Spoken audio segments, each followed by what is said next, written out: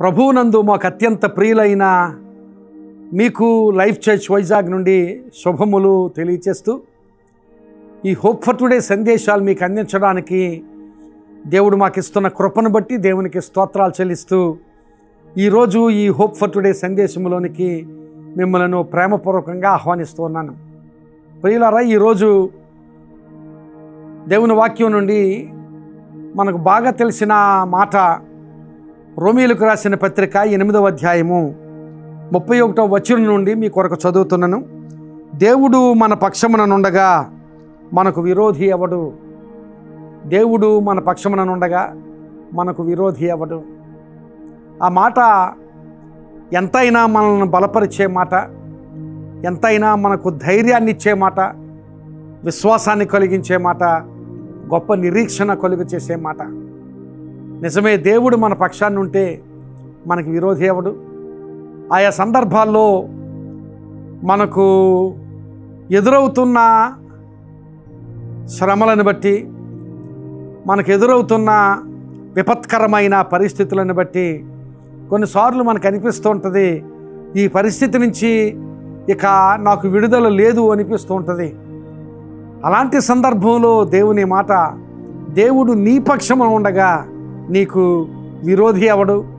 దేవుడు నీ పక్షమున ఉండగా నీకు నీ మార్గానికి అడ్డు వచ్చే ప్రతికూలత ఏది అన్నట్లుగా దేవుడు తన వాక్యంలో మాట్లాడుతున్నాడు. కొన్నిసార్లు కొన్ని పరిస్థితులు మనం ఎదుర్కొంటున్న స్థితిని బట్టి ఆ పరిస్థితిలోనే మనం నిలిచిపోతాం, ఇంకెంతమాత్రం కూడా దాని నుండి విడుదల కలగదు అనిపించే పరిస్థితులు ఏర్పడవచ్చు.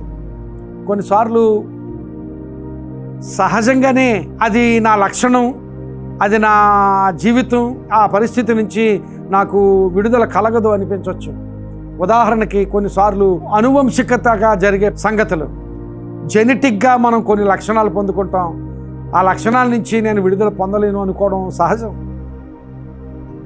వారసత్వంగా తల్లిదండ్రుల దగ్గర నుంచి లేక ఇంకా ముందు వారి దగ్గర నుంచి అనువంశికంగా మనం పొందుకునే లక్షణాలు, ఆ లక్షణాలు నన్ను విడిచిపెట్టవు, ఆ లక్షణాల వలన నేను ఫలానా పనికి నేను పనికిరాను, లేకపోతే నేను దానికి అర్హత కలిగిన వాడిని కాదు, అర్హత కలిగిన దాన్ని కాదు అనిపించవచ్చు.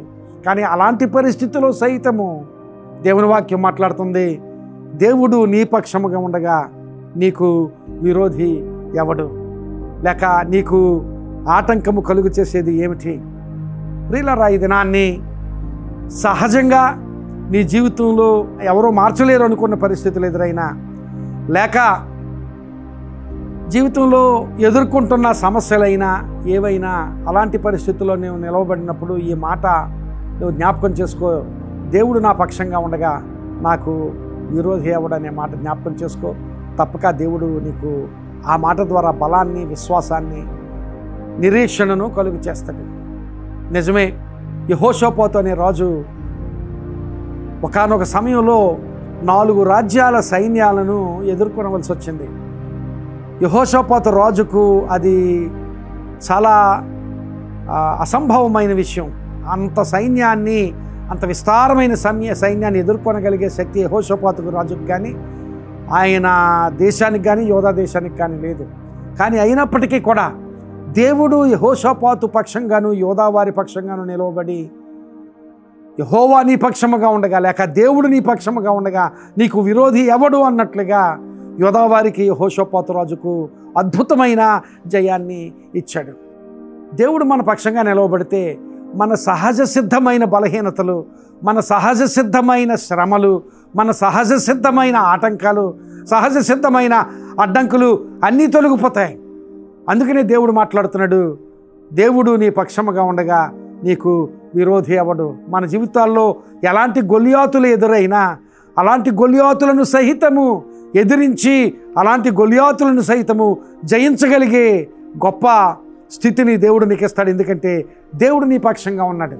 అయితే దేవుడు నీ పక్షంగా ఉండగలిగేటట్లుగా నీవు జీవించి, ప్రభువా నీ పక్షంగా నేను ఉన్నాను, నీవు నా పక్షంగా ఉండు ప్రభువా, నీవు నా పక్షంగా ఉండి నన్ను నడిపించి నాకు జయము కలుగు చేయి ప్రభువా అని దేవునికి నీ పరిస్థితిని, నీ జీవితాన్ని అప్పగించుకుంటే తప్పక ఆయన నీ పక్షంగా నిలిచేవాడు. నీ ప్రయత్నాల్లో జయము, నీవు ఏ ఆశతో ఉన్నావో ఆశ నెరవేర్పు, అలాగే నీ వ్యతిరేకతను, నీ ప్రతికూలత అంతటిని తొలగించి నిన్ను జయము వైపు, ఆశీర్వాదం వైపు నడిపించే దేవుడు మాట్లాడుతున్నాడు. దేవుడు నీ పక్షముగా ఉండగా నీకు విరోధి అవ్వడు. ఆ మాటలతో బలాన్ని, అలాగే ఆ నిరీక్షణను, విశ్వాసాన్ని పొందు. దేవుడు తప్పక నిన్ను ఆశీర్వదిస్తాడు. దేవుడు నీ పక్షంగా ఉన్నాడు. నీకు జయము, నీకు ఆశీర్వాదము, నీకు ఫలభరితమైన జీవితం దొరుకుతుంది. అట్టి నిరీక్షణతో, అట్టి విశ్వాసంతో నీ జీవితంలో ముందుకు కొనసాగు. దేవుని ఆశీర్వాదము నీకు కలుగునుగాక. ఆమేన్. ప్రార్థన చేసుకుందాం. కృప కలిగిన మా తండ్రి, నిజమే ప్రభువా, నీవు మా పక్షంగా ఉంటే మాకు విరోధి ఎవడు ప్రభువా. ఒకవేళ సహజ సిద్ధమైన ఆటంకాలు ఉన్నప్పటికీ, లేక ఎటువంటి ఆటంకాలు ఉన్నప్పటికీ, ఆటంకాలన్నిటినీ తొలగించి మమ్మల్ని జయము వైపు, మా ప్రయత్న నెరవేర్పు వైపు, మా ఆశ తీరే వైపు మమ్మలను నడిపించే దేవుడు నీకు స్తోత్రాలు చెల్లిస్తున్నాం. ఈ మాటలు విన్నవారందరూ నీవు వారి పక్షముగా ఉండగలిగే జీవితాలు జీవించి జయము వైపు వారి జీవితాలు నడిపించుకోగలిగే స్థితిని దయచేయమని, అట్టి ఆశీర్వాదంతో వారిని నింపుమని ప్రార్థన చేస్తూ, ప్రభువా, వారి జీవితాల్లో వాళ్ళ అవసరతలను, వారి సమస్యలలోనూ, వారి ప్రయత్నాల్లోనూ నీ సహాయం దయచేయమని ప్రార్థన చేస్తూ, నీ ఆశీర్వాదం మెండుగా వారి జీవితాల్లో కృంభరించమని యేసు నామమున అడుగుచున్నాను తండ్రి. Amen. God bless you friends. May this message be a blessing in your life.